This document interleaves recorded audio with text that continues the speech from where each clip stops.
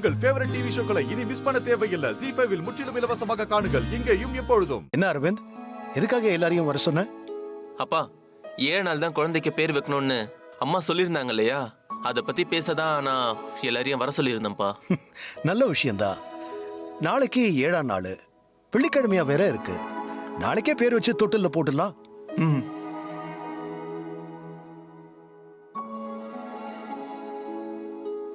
பார்வதி, நீ என்ன சொல்ற? அப்படியே பண்ணிடலாண்ணா.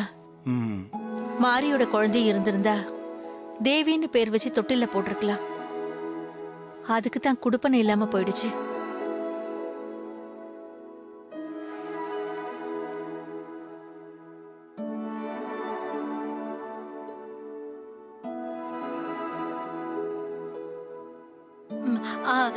மாரியோட குழந்தைக்கு தான் ஒண்ணு ஆகலன்னு சித்தர்சாமி சொல்லிருக்கார்ல, அந்த குழந்தை கிடைக்கிற வரைக்கும் நம்ம இந்த விஷயங்களை கொஞ்சம் தள்ளி வச்சிடலாமா? அது எப்படி முடியும்?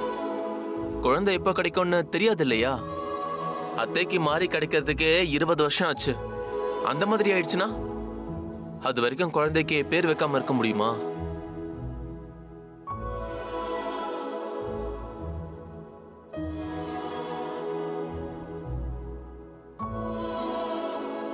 அரவிந்த் மாமா சொல்றது கரெக்ட் தான் மாமா. அப்போ நாளைக்கு வெள்ளிக்கிழமை நல்ல நாள் தானே, நாளைக்கே பேர் வச்சிடலாம்.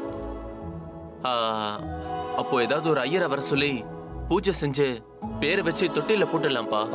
ஹசனி, என்ன பேர் வைக்கலாம்னு முடிவு பண்ணிருக்க?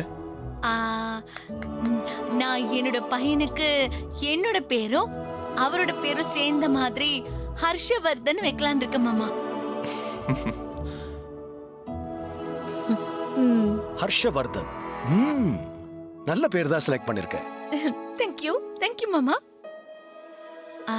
மாரி, சூரிய மாமா, உங்க 2 பேருக்கும் இந்த பேர் பிடிச்சிருக்கா? பிடிச்சிருக்கா? நல்லா இருக்கு. ஸ்ரீஜா, மாமா, உன் குழந்தைக்கு நீ என்ன பேர் வைக்கலான் இருக்க? ஐயோ, இதுல நான் சொல்றதுக்கு ஒன்னும் இல்ல மாமா. குழந்தை பிறக்கிறதுக்கு முன்னாடியே அத்தை என்ன பேர் வைக்கலான்னு முடிவு பண்ணி வச்சுட்டாங்க. அந்த பேர் தான் இவளுக்கு வைக்கணும். அவங்களோட முடிவுதான் மாமா எல்லாமே. அப்படியாமா? ரொம்ப சந்தோஷம்.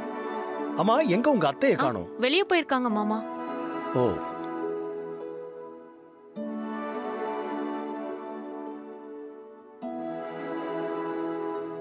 மாமா ஒரு நிமிஷம் இருங்க, வரேன். போயிட்டு வா. அப்பா வந்துடுறேன். ஹாய்.